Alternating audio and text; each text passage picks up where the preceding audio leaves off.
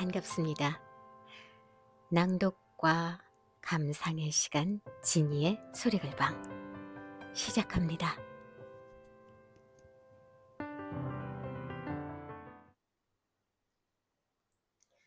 안녕하세요. 진이의 소리글방 임유진입니다. 이제 정말 진짜 여름에 초입에 들어선 것 같습니다. 그냥 더운 정도가 아니라 이제 좀 후덥해지기 시작했어요. 이제 이번 장마가 이제 막 시작됐는데, 장마가 끝나면은 정말 불볕더위가 시작되겠죠. 오늘은 뭐 갑자기 무슨 동남아처럼 스콜처럼 막 비가 막 폭우가 쏟아지다가 또 해가 쨍 났다가 막 그런 게 한 거의 수차례 한 3번 정도가 있었네요. 참, 우리나라도 이제 점점 정말 동남아화 화와 되는 것 같습니다. 이런 더위 속에서 이런 좀 약간 불쾌 지수가 높긴 하지만, 그래도 그 속에서 좀 잔잔한 재미나 소일거리를 찾는 것 또한 좀 소소한 재미일 수 있겠는데, 뭐 그러기에는 뭐 맛있는 음식을 먹는다던가 재밌는 뭐 음, 공연이나 전시회를 보러 간다던가, 그러면서 뭐 이렇게 더위를 식히는 것도 좋겠고, 혹은 이렇게 제가 올리는 어, 유튜브 외에도 또 여러 가지 소재를 갖고 있는 동영상을 보면서 또 하나의 또 즐거움을 찾는 일도 있겠는데요. 뭐 제가 이렇게 자주 아마 이번 동영상도 뭐 쇼츠로서 시는 그래도 좀 더 자주 올리긴 하지만, 좀 비교적 긴 동영상은 뭐 그닥 자주 업데이트되지는 않고 있을 겁니다. 아마 이번에도 거의 한 달 만에 올리는 것 같네요. 예. 하지만 그럼에도 뭐 한켠에 어, 함께 뭔가 이렇게 음, 소소한 재미, 음, 생활 속에 그런 부분에 일말이라도 손톱만큼이라도 제가 기여를 한다면 정말 행복할 것 같은데 모르겠습니다. 어떨지. 네. 물론 꾸준히 보아주시는 분은 저에게 그런 힘을 주고 계신 거죠. 저도 더 많이 보답하고 싶습니다.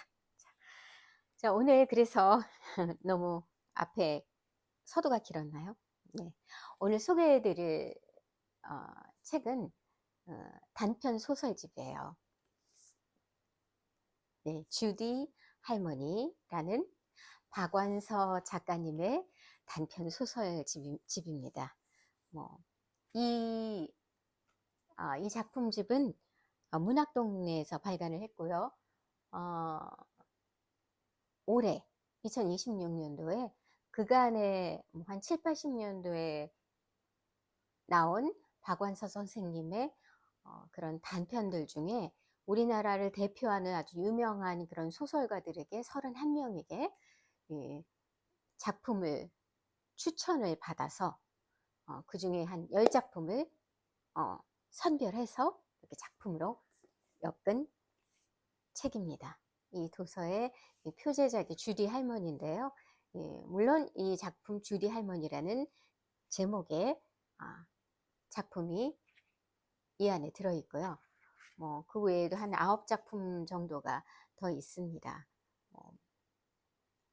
그 중에서는 제가 이 작품집 외에 박완서 선생님의 다른 단편집에서 제가 접한 또 인상 깊었던 작품이 여기에도 등장하더라고요. 나의 가장 나종 진인 것이라는 작품도 여기 들어있습니다. 과연 어떤 작품들이 들어있는지 제가 뭐 쭉 읊어드리지 않아도, 물론 이 책을 빌리시던 구입을 하시던 해서 한번 쭉 경험해 보시는 게 좋을 것 같아요. 뭐 제목 자체가 중요한 건 아니니까요. 음, 아, 근데 이 박완서 작가님은 어, 기본적으로 작품이 너무 많습니다. 상당히 대단하죠. 아, 이 작가님이 작가로서의 생활을 시작하시게 된 거는 1970년이었는데, 우선 태어나신 시점은 1931년에 태어나셨고, 1950년에는 서울대 물리과에 정말 수재들만 갔던 그 옛날 문과들은 정말 대단했죠. 네. 서울대 물리과에 국문과에 입학을 하셨는데 마침 그 50년대 네 6.25가 터졌죠. 그래서 제대로 그 학생으로서의 학생 생활을 하지 못했고 그러하다가 음 미군 부대에서 뭐 사무직이랄까요? 어떤 일을 하게 되셨고 그러고는 다시 학업에 복귀를 못했습니다. 그나마 그 시절에 이 연세에 그 대학에 들어갔을 정도면은 물론 아 상당히 그 똑똑하시기도 하셨겠지만 그것을 바라보고 여자임에도 불구하고 그렇게 공부를 시키셨던 부모님도 대단하시다는 생각이 듭니다. 하지만 그 시대에 그 여성이라는 그것 자체가 어 그닥 그렇게 레인지가 넓지 않았기 때문에 어 뭐 학업을 한다 하더라도 한계가 있었고 여건이 되지 않으면 중도에 이렇게 중지되는 경우가 상당히 많았거든요. 아마 그래서 박완서님도 그게 쉽지 않으셨을 것 같아요. 그리고 대부분의 뭐 제가 젊은 시절에도 그런 잔재들이 남아 있었지만 이때면은 정말 그야말로 여성은 그냥 결혼과 동시에 그냥 가정이라는 사회에 그냥 종속되는 거거든요.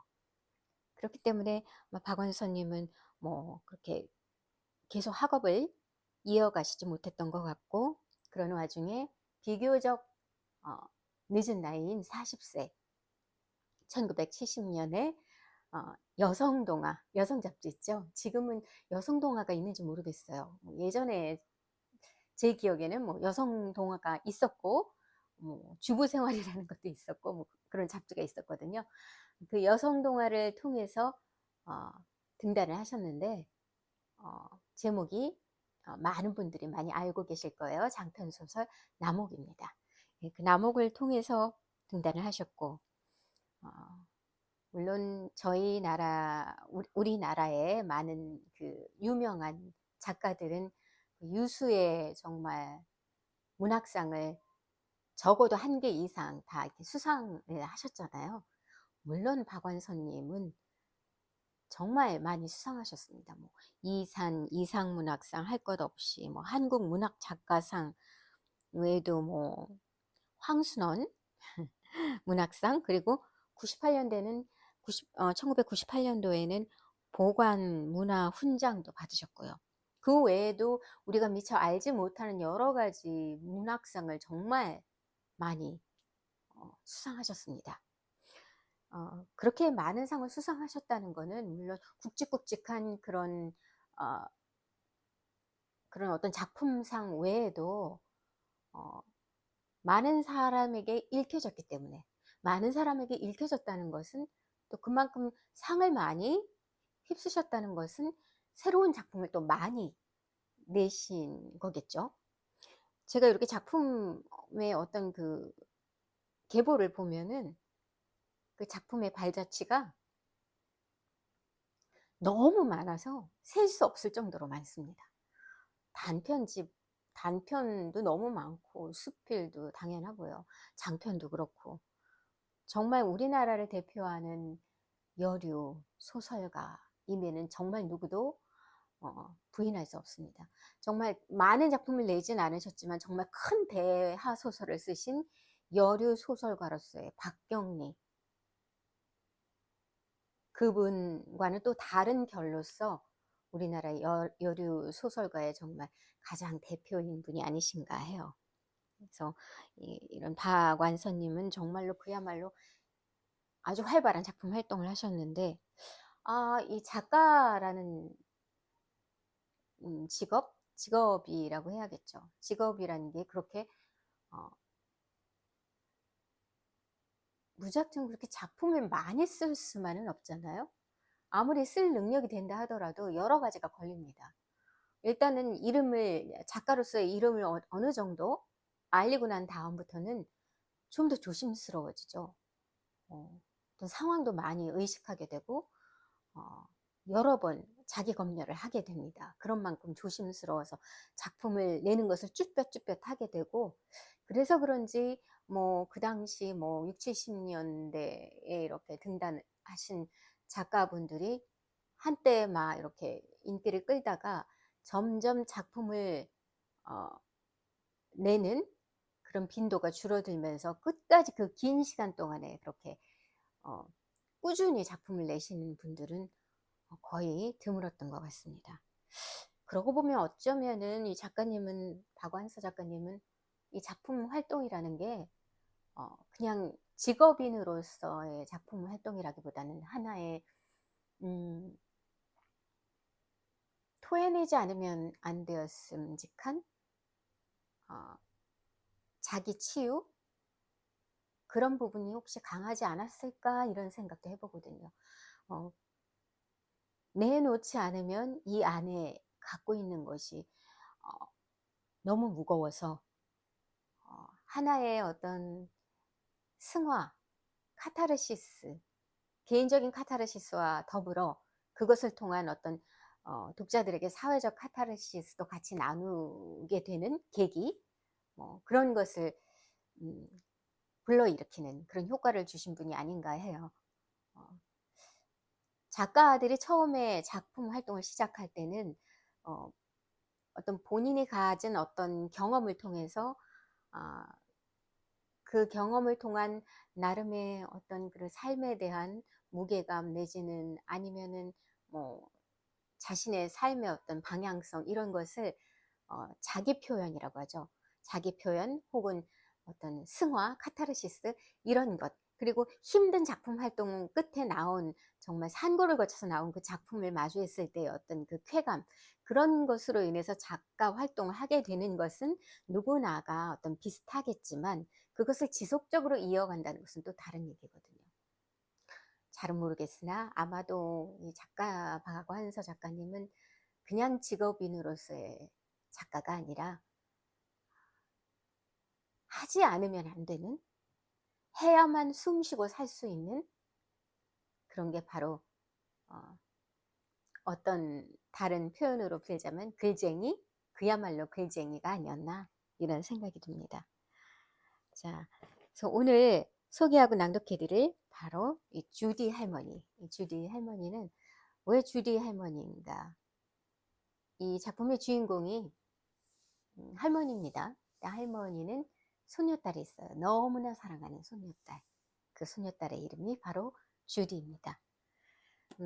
이 이야기의 어떤 진행이나 줄거리는 따로 말씀드리지 않을게요. 짧은 단편일 뿐더러 그 이야기를 따라가는 재미가 있으니까 미리 스포를 하면 안 되겠죠. 장편이라면 또 모르겠지만 단편이니까, 과연 이 주디 할머니를 둘러싼 주디 할머니의 어떤 서사나 이야기는 어떤 것일지 한번 이제부터 이야기 속으로 들어가 보도록 하겠습니다.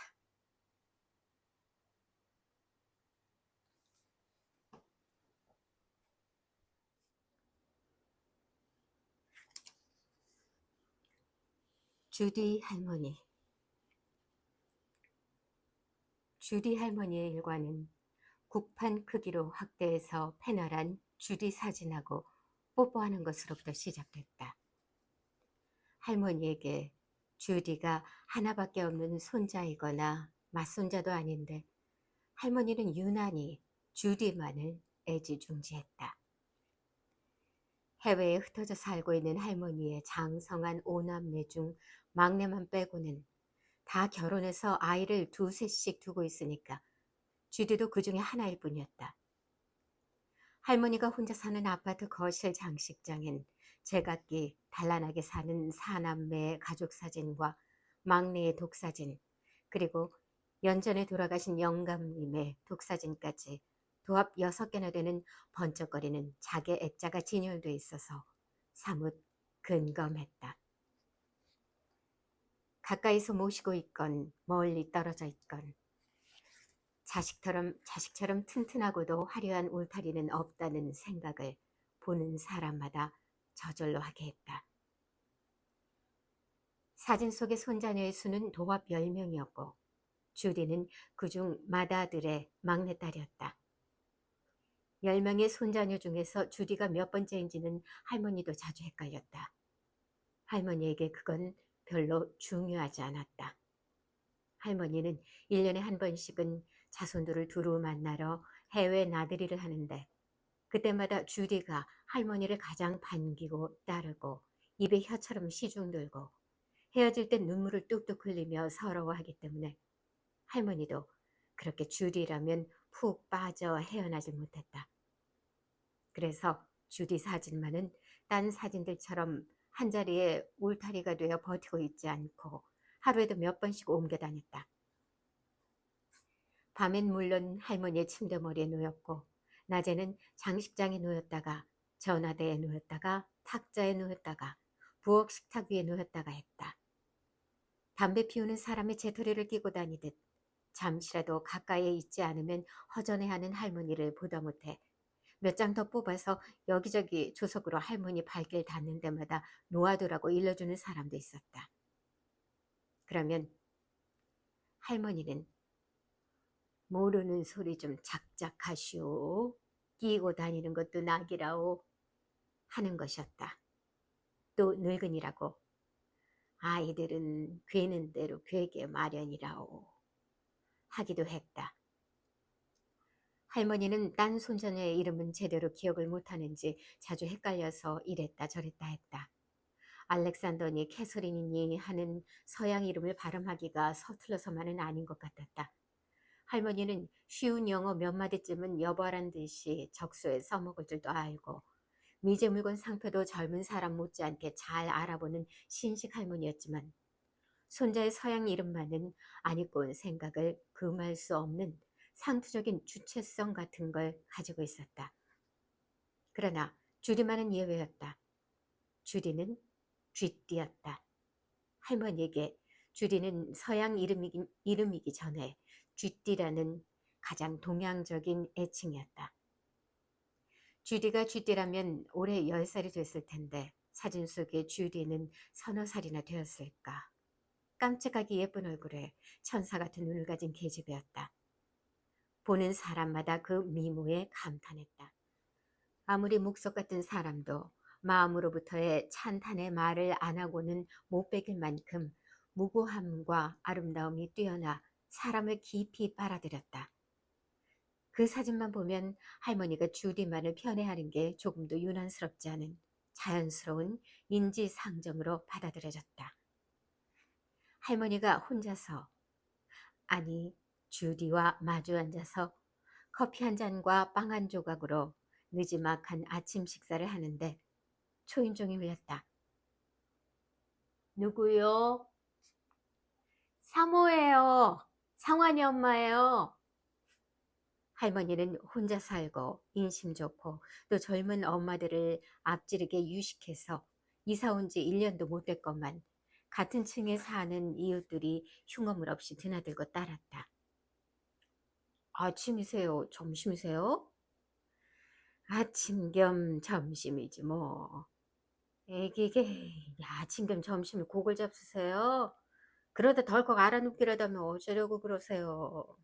잘 잡수셔야 돼요. 뭐니 뭐니 해도 식보가 제일이래요. 걱정 마. 내가 알아놓어도 이웃 신세는 안 질 테니까. 설마니 애미가 죽게 됐다는데 자식들이 안 와보려고.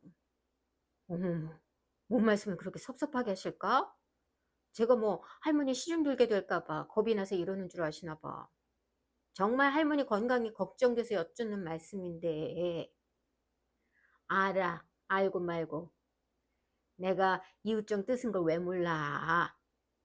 그렇건만도 자식 그리운 마음에 덜컥 알아놓고 싶을 적에 한두 번이 아니라오. 그래야만 울고 짜고 꾸역꾸역들 모여들 테니까. 할머니도 참. 세계 일주하시고 오신 지가 몇 달 됐다고 벌써 또 그러세요. 내가 찾아다니는 것하고 저희들이 보러 오는 것하고 같은감. 세상을 못 만나 이 늙은이가 자식을 보러 이역만리를 찾아다니지. 예전 같아봐. 어림이나 있나. 세상 잘 만나고 또 자녀분들 잘 두셔서 노인네가 해마다 외국 구경하시는 줄이나 아세요. 지들 사이에서 할머니는 복 좋은 할머니로 통해요. 모두들 얼마나 부러워한다고요. 7층 3호에 사는 상환이 엄마는 이렇게 망령노인 다루듯이 핀잔을 주고 나서 속으로 흠칫한다. 사진으로만 보아온 늠름하고 성공한 여러 자손들 위세에 질려서인지 예사롭게 까마득한 노인 대접을 하다가도 문득 그렇게 당황스러워질 때가 있었다. 할머니가 너무 젊어 보이기 때문이었다. 하긴 생전 고생이라는 걸 모르고 살았다니까. 이렇게 자신을 타이르면서도 무럭무럭 질투하는 마음을 어쩌지 못했다. 요샌 너나 없이 더디 늙는 시대였다. 그녀의 친정어머니만 해도 딸보다 더 야한 루주를 애용하고 코르셋으로 엉덩이를 지키고 심심하면 다이어트 흉내까지 냈다. 그러나 주리 할머니의 젊음은 그런 억제하곤 본질적으로 달랐다. 주리 할머니는 오히려 엄살처럼 늙은이 행세를 하고 싶어하는 편이었는데도 싸고 싼 향내 풍기듯이 정욕의 그루터기라고나 할지 여자끼리라고나 할지 하는 색정적인 게 때로는 어렴풋이 때로는 짙게 풍겼다. 지금도 주디 할머니는 권태로운 듯 은에 칠보를 입힌 우아한 담배합을 끌어당겨서 담배를 한 개비 꺼내 꼬나무는 포주가 그렇게 보기 좋을 수가 없었다. 소녀처럼 길고 곧은 머리는 빗어 올리기 전이어서 뒤에서 묶은 채인 게 반백이었음에도 불구하고 어색하지 않았고 벌어진 나이트 가운 사이로 은은하게 드러난 앞가슴은 희고 아직도 풍만했고 폭엔 다리에서 엉치까지 서는 선정적이었다. 저 할망구 마땅한 사람 만나면 연애라도 할 것 같아. 맙소사. 상원이 엄마는 마음이 쓰린 열등감으로 이렇게 생각했다. 그녀는 35에 벌써 남편에게조차 여자로서의 자신이 없었기 때문이다. 열린 채 침실문을 통해 할머니의 화려한 화장대가 바라다 보였다. 모양도 어여쁜 갖가지 화장수 병이 티끌 하나 없는 마경을 통해 곱절로 늘어나 보였다. 그것들이 모두 이국의 신비한 미양만 같아서 슬그머니 도심이 동하는 걸 느끼고 그녀는 제풀에 깜짝 놀라면서 고쳐 앉았다. 무슨 일이요? 이렇게 일찍. 할머니가 담배 연기를 한 모금 천천히 내뿜고 나서 말했다. 꼭두 새벽은 아니고요. 할머니 지금 11시예요. 그녀는 핀잔 먼저 주고 나서 가지고 온 보따리를 끌었다. 어젯밤 속초서 시어머님이 올라오셨는데 글쎄 또 이런 걸 잔뜩 가지고 오셨지 뭐예요. 노자나 빼신다고요. 그렇지 않으면 누가 당신 노자 안 들을까 봐. 꼭 사서 고생이 궁상이시라니까. 여자가 입을 삐죽거리면서 시어머니 흉을 보기 시작했다. 아들 며느리한테 신세 안 끼치려고 그러시는 거 아닌가. 할머니는 오징어를 한쪽 꺼내서 하나하나 살펴보면서 점잖게 타일렀다. 신세지기 싫으시면 안 오시면 될 거 아니에요. 저런 소갈머리 봤나. 손수 안 올라오시면 자식 구경을 어디 가서 해.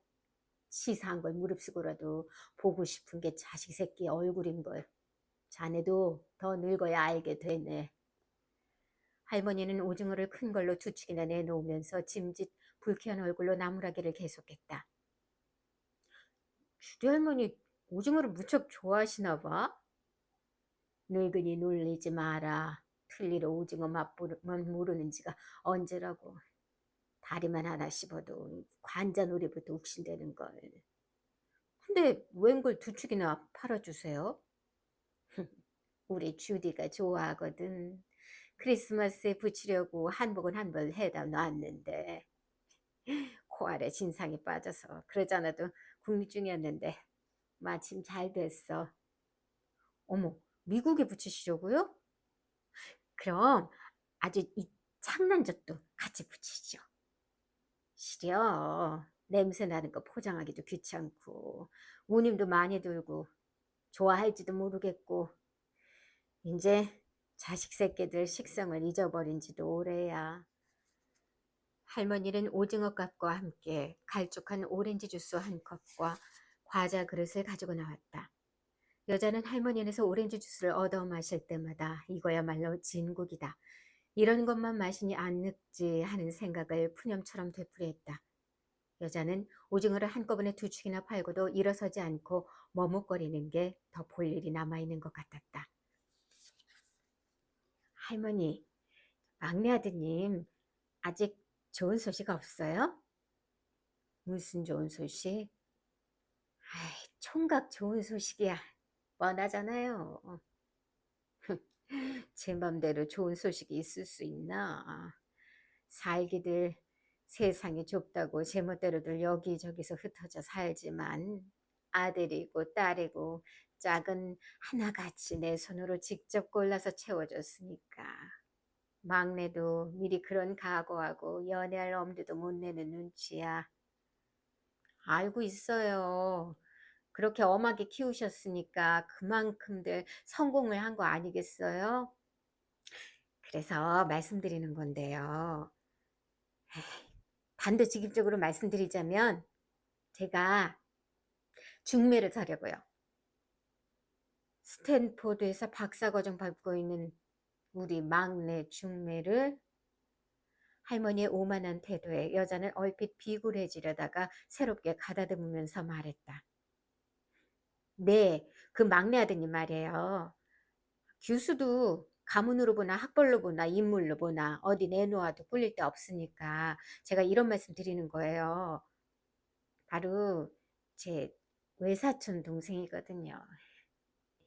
저희 외삼촌은 국회의원이시고 기업체도 몇 갖고 계시고 교수는 명문대학 영문과 대학원을 내년에 졸업하는 대로 곧 미국 유학을 떠날 채비가 돼 있고요. 보시면 아시겠지만 인물이 또 그렇게 출중할 수가 없다니까요. 제가 할머니 막내 아드님 사진만 보고 탐내듯이 할머니도 교수를 한 번만 보시면요. 옳았구나. 이게 바로 천생연분이구나 하실 거예요. 그녀는 천생의 중매쟁이처럼 그 말에 비상한 보람을 느끼며 열을 올렸다. 글쎄, 언제 기회 있으면 한번 봅시다 그려. 정식으로는 곤란하고 신랑도 없이 정식 맞서는 성립되도 않겠지만. 할머니는 짐짓 뜨뜻미지근하게 굴었다. 그러나 그게 바로 아들 가진 쪽의 보편적인 세도라는 것쯤은 각오하고 있었기 때문에 여자는 조금도 풀죽지 않았다. 그러면요. 저희 집에 자주 놀러 오니까 보시기는 어렵잖아요. 제가 할머니 댁으로 데리고 와도 되고 할머니가 저희 집으로 보러 오셔도 되고. 서두를 거 없어요. 바로 옆집인데 자연스럽게 지나칠 적도 있겠지 뭐. 번거롭게 가고 오고 색시가 눈치채면 피차 어색해지기만 하지. 아이, 그까짓 걸로 어색해지면 현대 여성도 아니게요. 본다고 다를 것도 아닌데 이왕 보시려면 마음 놓고 보셔야지. 글쎄, 서두를 거 없다니까. 얼굴 보는 게 뭐 그리 급하다고. 뭐 우선 궁합부터 맞춰봐야지. 할머니는 냉큼 혼자서 안전지대로 피신한 것처럼 느긋하게 말했다. 그러나 여자는 굴하지 않고 당장 전화를 걸어서 교수의 사주를 알아봤다. 아이고 내 새끼 우리 주디 온 녀석 신랑감은 지금 어디서 뭘 하고 있을꼬. 사르르 녹아내릴 듯이 달콤한 눈으로 주디 사진을 보면서 이렇게 딴청을 부리는 할머니에게 여자는 규수 사주가 적힌 쪽지를 들이대면서 궁합 잘 보는 점쟁집 정보까지 제공하는 걸 잊지 않았다. 할머니, 우리 아파트 슈퍼마켓 4층에 박사 점쟁이가 개업한 거 모르시죠? 이 한쌍 궁합도 보실 겸 구경도 하실 겸 한번 가보세요. 용하다는 평판이 자작해서 새벽에 가서 번호표 받아와도 점심때 볼까 말까래요. 등잔 밑이 어둡다고 되레 딴 동네 사는 친구한테 소문을 듣고 가보니까 아, 그 모양 아니에요. 용하긴 정말 용하더군요. 치료집 여자하고 같이 갔는데 7호 그 여자 보통 여간내기가 아니거든요. 지 남편이 박사라고 처음부터 박사 점쟁이를 사기꾼 취급하더니 자기 차례가 돼서 식구들 되는데 작년 여름에 수영 갔다가 익산 장남을 외눈 하나 까딱 안 하고 넣었지 뭐예요? 집단의 점쟁이를 시험하자는 속셈이었겠죠. 그랬더니 당장 불호령이 떨어지는데 대기실에서 기다리던 사람들이 다 그냥 혀를 내두르면서 벌벌 떨었다니까요. 덕분에 7호는 복채 10,000원에 잔뜩 호령만 듣고 쫓겨났지만 점쟁이 용하다는 소문은 오죽 잘 퍼졌겠어요. 신문 광고에 전면으로 광고한 것보다 더하면 더했을 거려. 제가 그날 전화로 친구들한테 퍼뜨린 소문만 해도 서울 장안을 종횡무진 500리도 더 퍼졌을 테니까요. 그뿐인 줄 아세요? 751은 제가 이 두 눈으로 똑똑히 본 거고 보자나도 본 듯 바로 지척에서 일어난 기막힌 일이 또 있거든요. 이게 아래층 4호 있잖아요. 그러니까 할머니네 바로 밑에 사는 집 말이에요. 그 옆에 내는 이 아파트가 분양되고 입주 시작한 때부터 살았대니까 5년이나 한 집에서 살았는데도 이웃에서 세컨드라는 걸 감쪽같이 몰랐지 뭐예요. 근데 그만 우리 층 8호하고 같이 그 집으로 점을 보러 갔다가 당장 단로가 난 거예요. 주 박사가 참 그 점쟁이가 주 박사예요. 그 주 박사가 대뜸 새끼손가락을 까딱까딱 펴 보이면서 당신 이거지? 그러더랬지 뭐예요. 그 일이 있고부터 사오가 8호한테 짤짤매는 건 말도 못해요. 제발 그 비밀을 지켜달라고 애걸을 하더래요. 에휴, 그렇지만 지켜줄 비밀이 따로 있지. 어엿한 조강지처하고 세컨드 비밀 지켜줄 얼간이는 또 어디 있대요? 이를테면 우리의 공동의 적인데 한 입 건너 두 입, 수근수근 쏙살쏙살.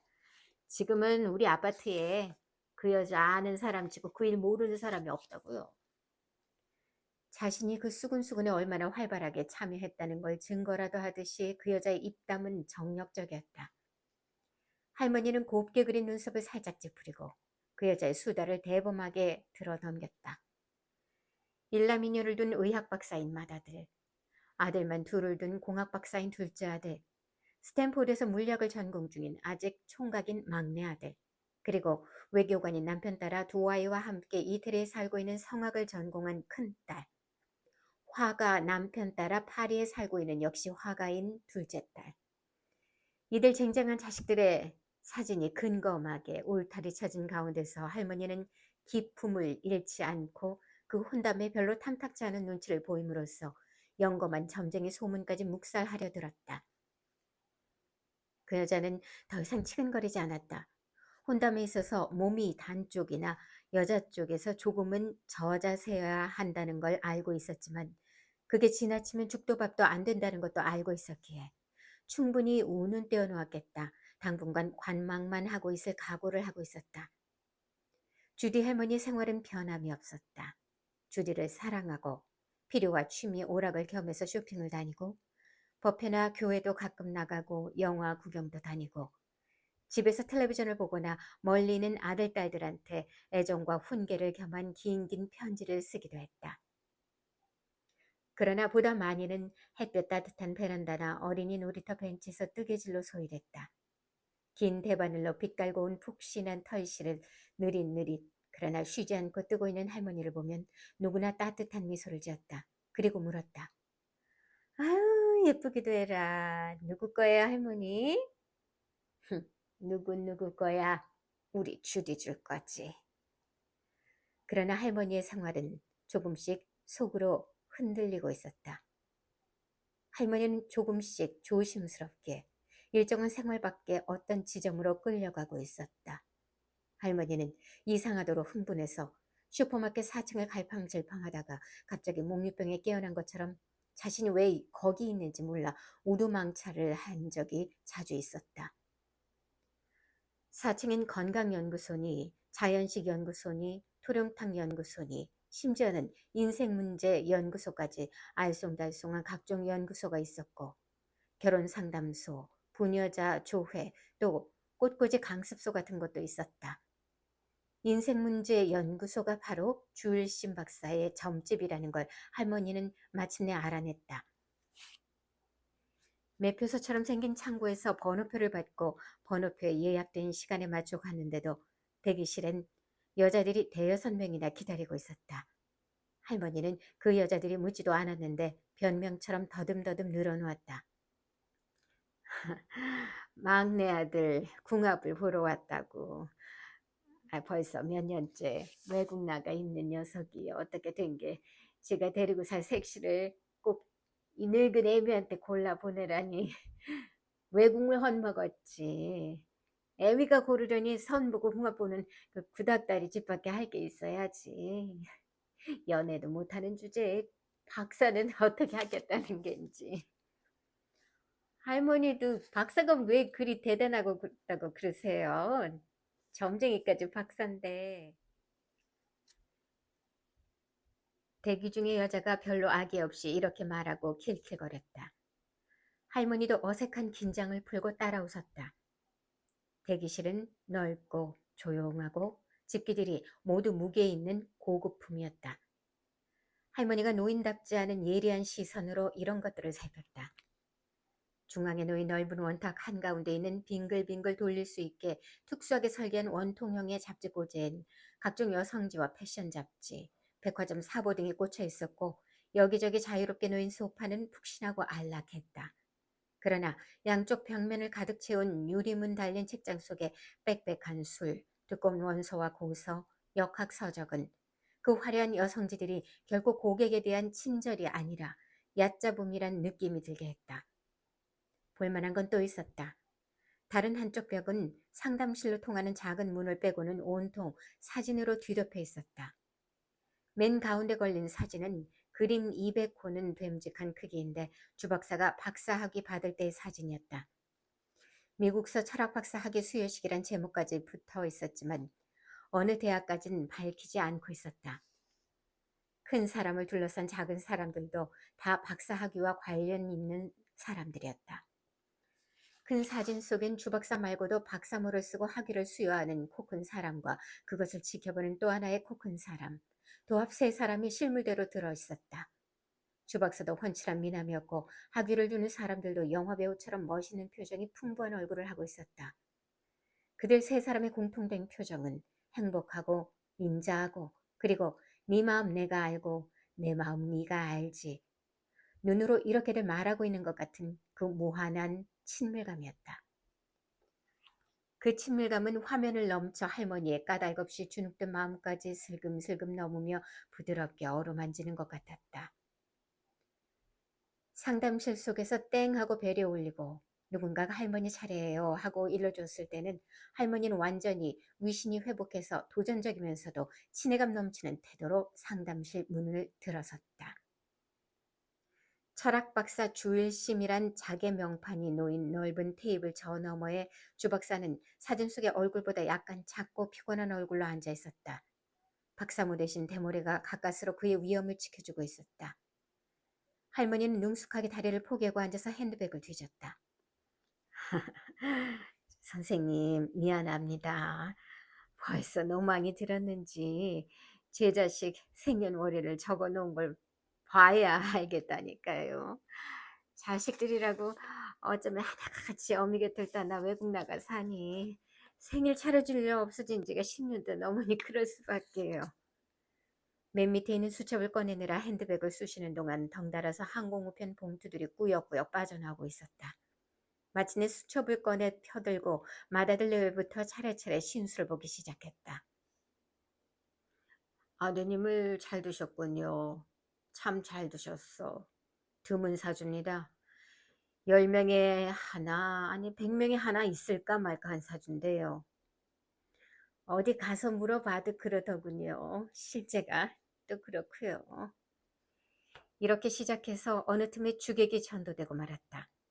점은 할머니가 치고 물어보는 건 주로 주 박사였다. 마지로부터 막내까지 오남매가 어쩌면 하나같이 드물게 좋은 사주를 타고났고 그 좋은 사주가 보장한 인생을 할머니는 자신이 만든 예술품을 전시하듯이 자랑스럽게 펼쳐 보였다. 주 박사가 퍼뜩 정신이 들면서 자식들이 하나같이 이렇게 훌륭한 팔자 좋은 노인이 무엇 때문에 점을 치러 왔을까 하는 기본적인 의문을 품게 되었을 때는 뒤늦게도 할머니가 딴 종이를 꺼내면서 막내와 색식감과의 궁합을 보아달랄 때였다. 뒤늦게였지만 가장 적절한 시기였다. 주 박사는 여지껏의 수세에서 제기에서 느닷없이 기고만장해졌다. 그는 고개를 절레절레 흔들면서 팽하고 콧방귀를 뀌었다. 왜요, 선생님? 왜 그러셔, 박사님? 북치니까 꽹과리 치는 격으로 할머니는 날렵하게 장단을 맞추느라 초조하게 애가단 시인용을 하면서 다그쳤다. 연애입니까? 중매입니까? 중매예요. 우리 애들은 연애라고 모른답니다. 다행입니다. 예? 아내도 뒤탈이 없을 테니까요. 나쁘군요. 하필 사주에 이렇게 백호살이 뚜렷한 기술을 이 잘난 신랑한테 감히 갖다 대다니. 그렇게 나빠요? 못 믿으시겠어요? 아니요. 믿고 못 믿고가 어디 있겠어요. 딴 것도 아니고. 백호살인데 없었던 셈만 치죠 뭐. 우리야 그걸로 끝이지만 색시가 안 됐네. 백호살은 일생 달고 다니는 거 아니에요. 그러면요. 뭔 안 그럽디까. 아무도 팔자 도망은 못 치죠.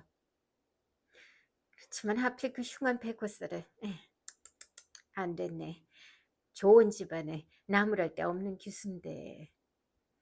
그야 대개하고 혼사말을 건넬 만하면 지체가 그만도 못하겠어요. 아드님이 처복이 있어 더 좋은 교수가 곧 나설 테니 색신을 잊어버리세요. 행여 미련 두시지 말고. 미련이라고요?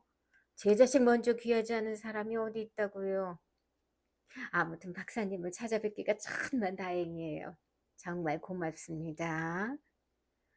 뭐려, 다 대개 가움이죠.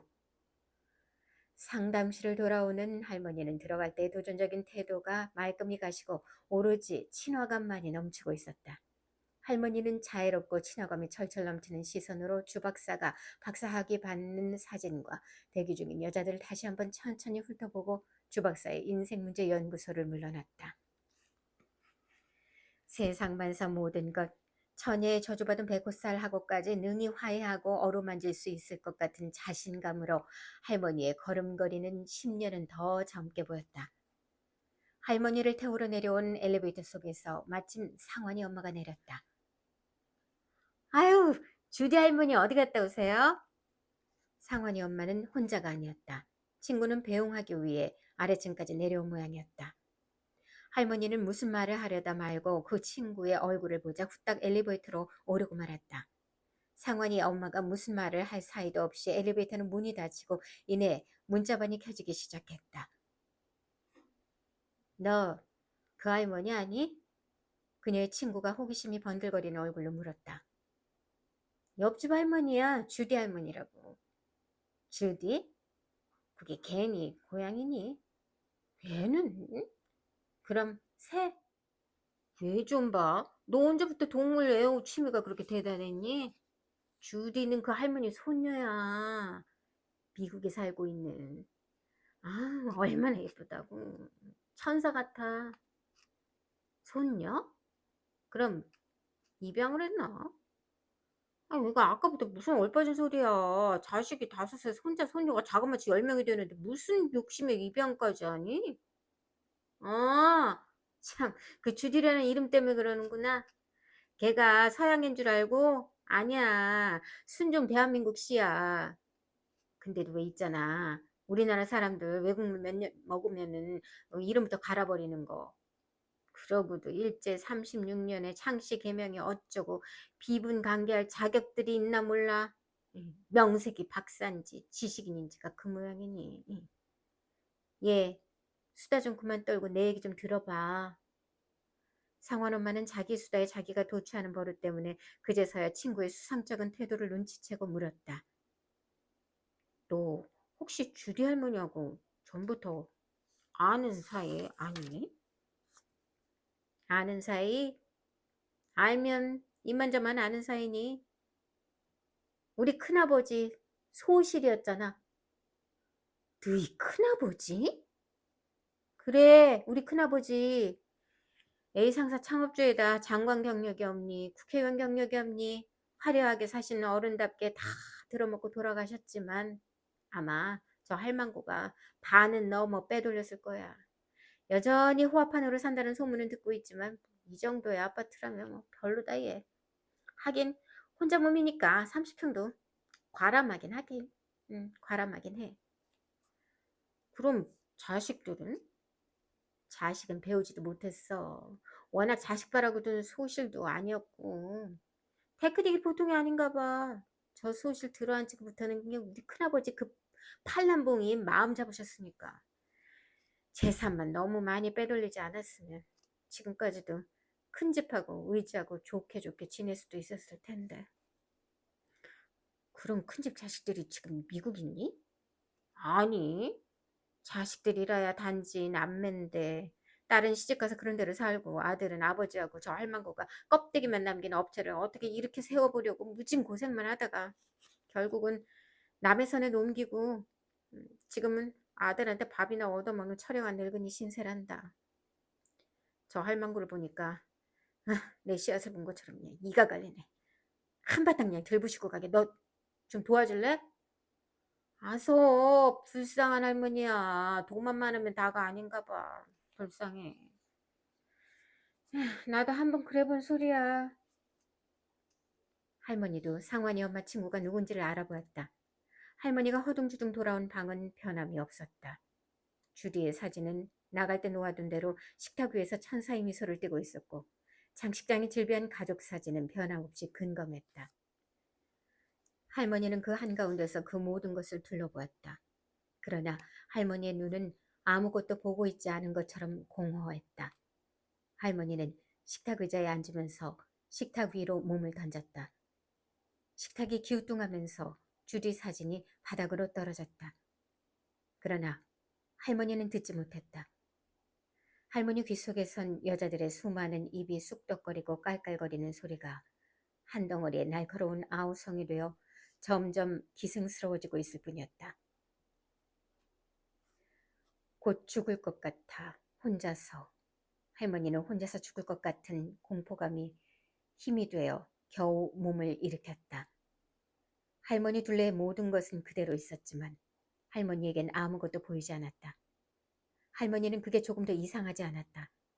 그것들은 어차피 무에서 빌려온 것이었으므로 마지막 권리가 무에 있음을 고분고분 받아들여야 할 것 같았다.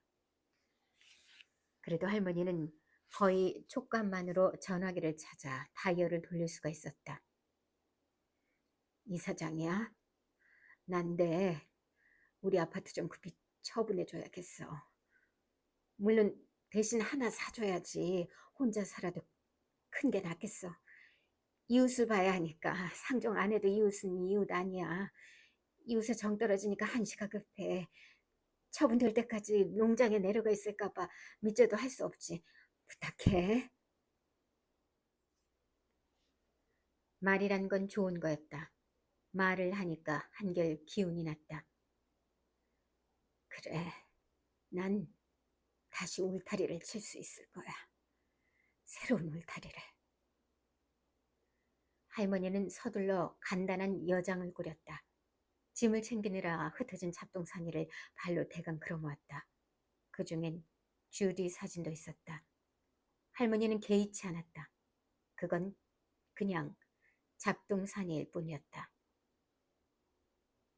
나는 다시 울다리를 칠 수 있을 거야.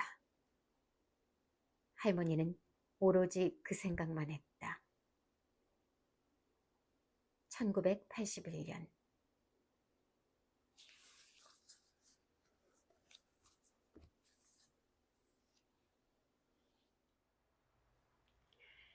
네, 재밌게 들으셨나 모르겠네요. 네, 주디 할머니 낭독 마쳤습니다. 속았네요. 속았어요. 글쎄, 뭐 좀 부정적인 의미에서의 뭐 속았다라기보다 그만큼 이야기를 처음부터 따라갈 때 이런 반전이 있을 거라고 당연하게 예측하지는 못했던 것 같아요. 물론 이렇게 이야기를 이렇게 낭독하다 보면, 읽어가다 보면 어느 순간 살짝 힌트 같은 게 있긴 있었지만, 너무나 당연하게 그 반전이라는 것도 어느 정도의 약간 클리셰라는 게 있잖아요. 그럴 정도의 어떤 눈치챔? 음, 그렇게 대놓고 눈치채지가 않더라고요. 제 입장에서 이렇게 읽어볼 때는. 들으시는 우리 구독자 여러분이나 이런 분들은 어떠셨을지 모르겠지만, 저는 일단 처음에 이렇게 첫 작품을 대해서 읽어 나갈 때 그냥 할머니의 입장에서 이렇게 이런 할머니로구나, 어떤 이야기가 펼쳐질까 하면서 그냥 이렇게 읽어 나갔던 것 같아요. 그러다가 어느 순간 살짝 조금 독특한 면이 있으시구나 하는데, 있을 법한 반 반전의 이야기이긴 하지만 당연하게 눈치채지는 못했던 것 같아요. 그러다가 어느 순간, 네, 그 점쟁이를 찾아갔다가 오는 길에 어떤 한 씬을 통해서 급 반전이 되죠. 그 엘리베이터에서 또 다른 제3자를 만남과 동시에 이 할머니의 정체랄까요? 본 모습이 밝혀지는 거죠. 이 작품을 보자면, 글쎄, 처음부터 그렇게 뭔가 예측 가능하진 않았지만, 그래도 이 할머니가 조금은 이 할머니의 어떤 나름의 정체성이라고 해야 할까요? 특징? 이런 게 보이는 부분이 있죠. 이 부분이에요. 요새는 너나 없이 더디는 시대였다. 그녀의 친정어머니만 해도 딸보다 더 야한 루즈를 애용하고, 이제 보통의 할머니들도 요즘은 이렇게 좀 많이 꾸민다. 그러니까 이 할머니도 어느 정도는 그런 것 같다라는 식의 약간은 그 예측할 수 없을 정도의 그런 식으로 살짝 묻어놓죠. 하지만 읽다 보면요, 주디 할머니의 젊음은 주디 할머니의 젊음은 그런 억지하고는 본질적으로 달랐다. 그러니까 다른 할머니분들이 젊어 보이고 싶은 어떤 그런 좀 억지스러운 것하고는 뭔가 달랐다는 거죠. 주디 할머니는 오히려 엄살처럼 늙은이 행세를 하고, 또 싸고 싼 향내 풍기듯이, 싸고 싼 향내라고 했어요. 싸고 싼 향내 풍기듯이 정욕의 그루터기라고나 할지 여자끼리라고나 할지 하는 색정적인 게 때로는 어렴풋이, 때로는 짙게 풍겼다. 그리고는 바로 어떤 그런 애티튜드, 행동, 그 특징을 나타내주는 부분이 나오죠. 지금도 주디 할머니는 권태로운 듯 은의 칠보를 입힌 우아한 담배 합을 끌어당겨서 담배를 한 개비 꺼내 꼬나 무는 포즈가 그렇게 보기 좋을 수가 없었다.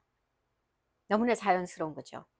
소녀처럼 길고 곧은 머리를 빗어 올리기 전이어서 뒤에서 묶은 채인 게 반백이었음에도 불구하고 어색하지 않았고, 벌어진 나이트 가운 사이로 은은하게 드러난 앞가슴은 희고 아직도 풍만했고, 폭앤다리에서 엉치까지 서는 선정적이었다. 네, 이 부분에서 보면 이 주디 할머니는 일반의 할머니처럼 뭔가 이렇게 여자로 보이고 싶어 라기보다는, 나 여자야. 난 늘 여자였어. 아직도 여자야. 어떤 그런 성적 매력이 떨어져 있지 않은 부분, 그 부분이 이렇게 부각되죠. 묘사하는 부분.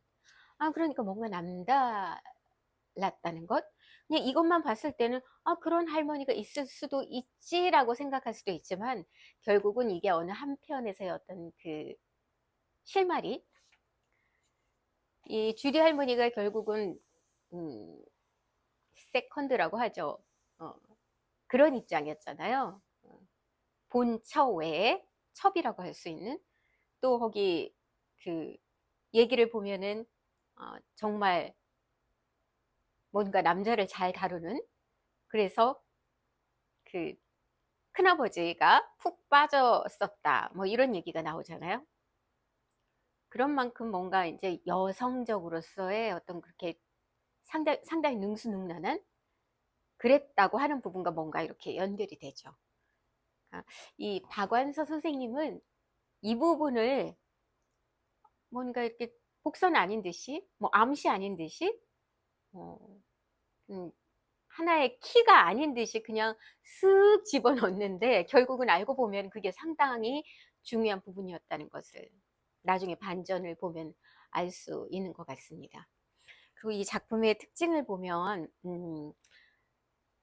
이게 80년대 작품이어서일 수도 있지만, 이 박완서 선생님이 그 옛날부터 이렇게 그 문학 쪽에 어떤, 그리고 그 당시에 주로 어느 정도는 썼던 그런 단어들, 지금은 쓰지 않는 단어들, 이 작품에서뿐만 아니라 박완서 작가님의 작품들에서는 상당히 그런 우리 어, 과거의 말들이 많이 등장을 해요.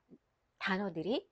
이게 뭐 한자어일 수도 있지만 순수 우리말인 경우가 상당히 많습니다. 지금은 일상적인 말에서 쓰지 않는 말들, 그런 단어들이 상당히 많습니다. 이 작품에서도 그런 단어가 두 개가 드러나는데요.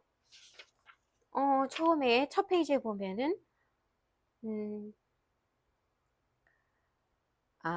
자개 액자가 진열돼 있어서 사뭇 근검했다라고 했습니다.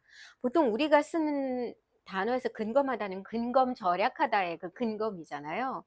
근데 여기서의 근검은 순 우리말입니다. 한자어의 근검이 아니라 순 우리말로서, 고유어로서 자손이 많아서 복스럽다는 뜻이라고 합니다. 그러니까 그 전에 제가 박완서 작가님의 작품을 몇 개 볼 때도 제가 잘 모르는 그런 단어, 이거 순 우리말 같긴 한데 잘은 모르겠는데 어렴풋이 참 확실히 모르겠는 단어, 그런 것들이 꽤 있었거든요.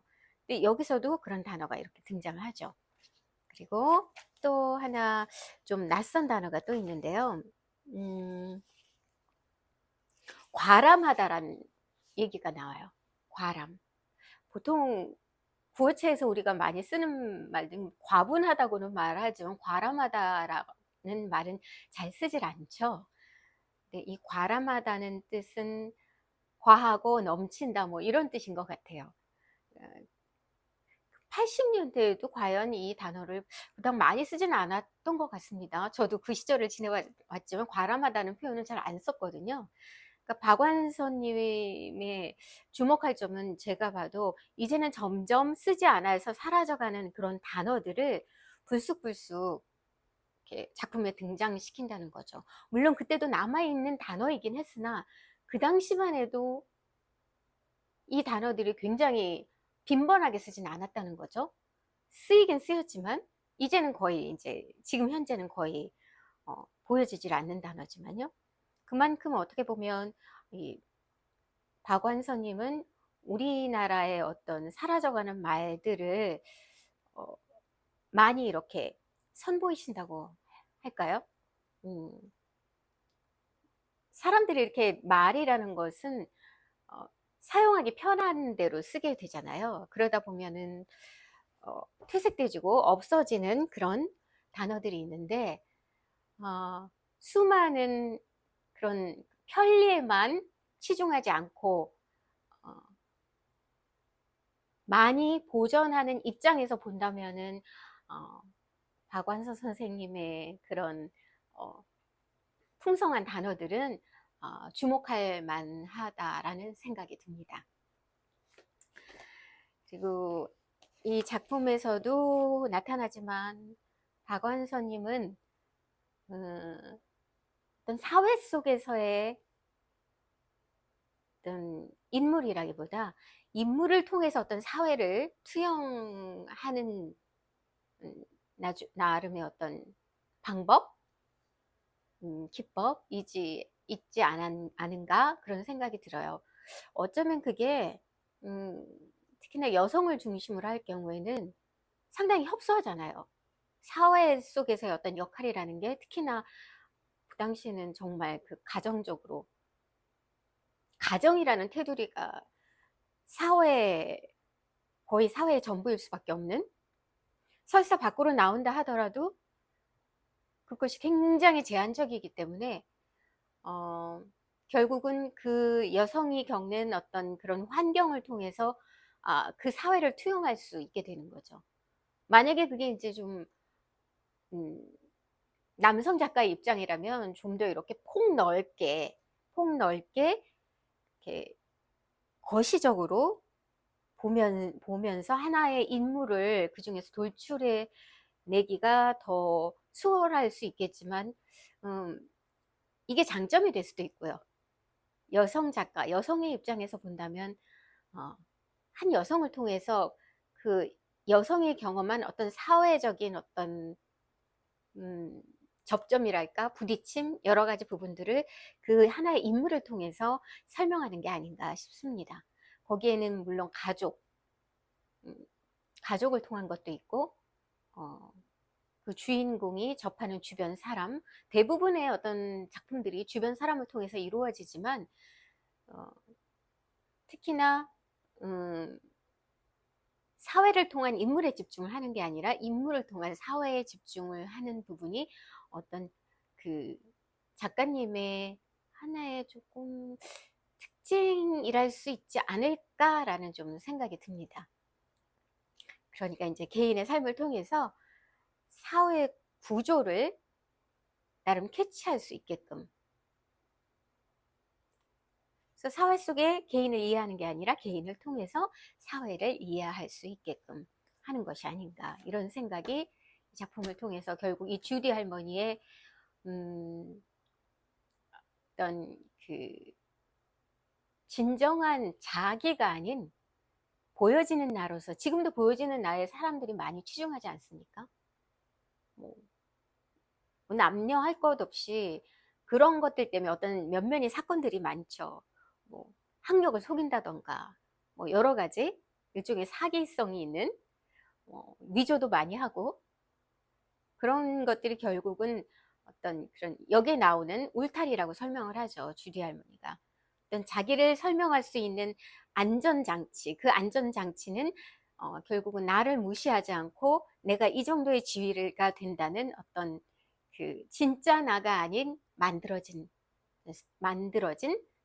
그런 것으로서의 어떤 자기 설명, 음, 이것을 통해서 어떤 사회 면에서의 사람들의 그런 음, 뭔가 진짜 자신의 모습이라기보다는 위선적인 인간의 하나의 그런 모습을 이 주디 할머니라는 캐릭터를 통해서 보여주지 않았나 싶습니다. 결국 이 주디 할머니의 뒷부분에 보면은 이 부분이 나오죠. 잠깐 볼까요?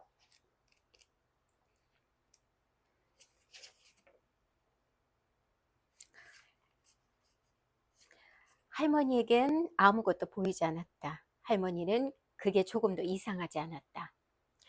그것들은 어차피 무에서 빌려온 것이었으므로 마지막 권리가 무에 있음을 고분고분 받아들여야 할 것 같았다.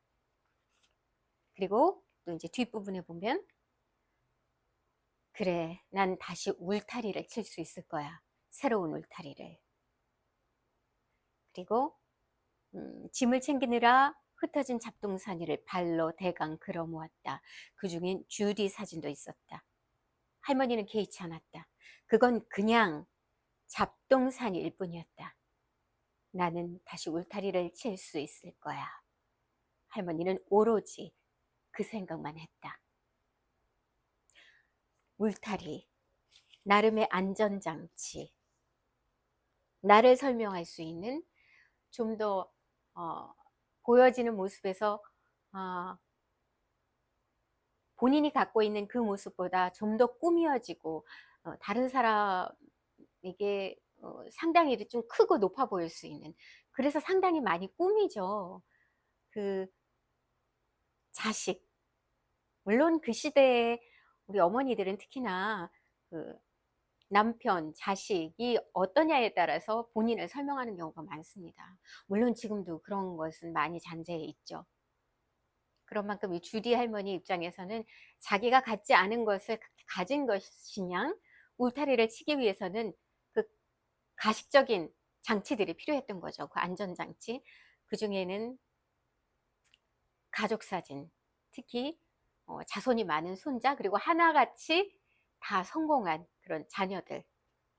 그럼으로 인해서 자신을 높게 그럴싸하게 포장할 수 있는.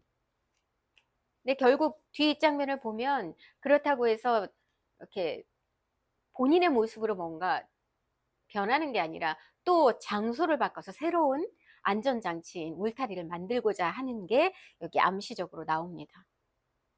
주디 할머니는 아마도 그 전부터 쭉 그렇게 살아왔던 거죠. 진짜 자기 모습이 아닌 만들어진 안전장치를 통해서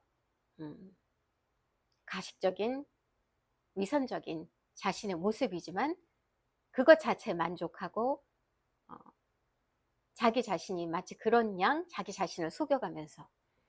근데 이것은 비단 그때만의 일이 아니라 지금은 물론 이 여성들의 입장에서 단지 가족만 설명하는 게 아니라 본인이 사회에서 어떤 위치에 있는가 자체도 더 나아가서 폭넓게 위선적이어진 게 좀 다른 게 아닐까 싶어요. 뭐 학력도 위조하고 좀 속여서 교수도 되고 그런 것들이 이제 좀 확장된 거죠. 이 당시에는 여성들이 설명할 수 있는 것이 가족이라는 울타리였기 때문에 그 가족으로서의 그런 어떤 위선적인 모습을 장치를 만들었지만 지금은 좀 더 폭이 넓어지지 않았나. 예나 지금이나 그 옛날 어느 시점에도 그랬을 거고 뭐 조선시대뿐 아니라 뭐 그 거슬러 올라가는 그 어디부터 해도 인간이라는 것이 대중 속에 자신을 부각시키기 위해서 얼마나 위선적일 수 있는가. 그런 것은 아마 쭉 시대를 관통해서 있는 게 아닌가 합니다. 그래서 아마 박완서 선생님은 단지 어떤 인물을 통한 그 시대적 구조와 배경을 설명하긴 하지만 또 그것을 통해서 인간 본성을 또 가져오기도 하는, 그러니까 넘나드는 그런 재미가 있는 그런 필력이 있는 그런 작가이신 것 같습니다. 이렇게 해서 오늘 주디 할머니 낭독해 드렸고요. 간단하게 또 주디 할머니에 대해서 얘기를 해봤습니다. 자, 저는 지금 이제 해가 다 졌고 저녁이 됐네요. 저는 이제 저녁을 먹을 거고요. 여러분도 뭐 이 채널을 이 동영상을 언제 접하시게 될지 모르지만 그 시점이 아침이건 점심이건 저녁이건 밤이건 편안함이 함께 했으면 합니다. 더불어 그 편안함 속에서 늘 함께 해주시는 그런 마음 정말 감사드리고요. 또 이 동영상이 나름 쉼이 됐다면 구독, 좋아요, 알림 설정 잊지 마시고 꼭 눌러주시기 바랍니다. 네, 저는 이만 인사드리겠고요. 또 간간히 올리는 쇼트 여전히 시 올리고 있으니까 자주 들어주시기 바랍니다. 또 뭐 이런 조금은 긴 동영상도 짬 나는 대로 다시 올리도록 할게요. 자, 그럼 저는 이만 인사드리겠습니다. 진이의 소리글방 임유진이었습니다. 안녕히 계세요.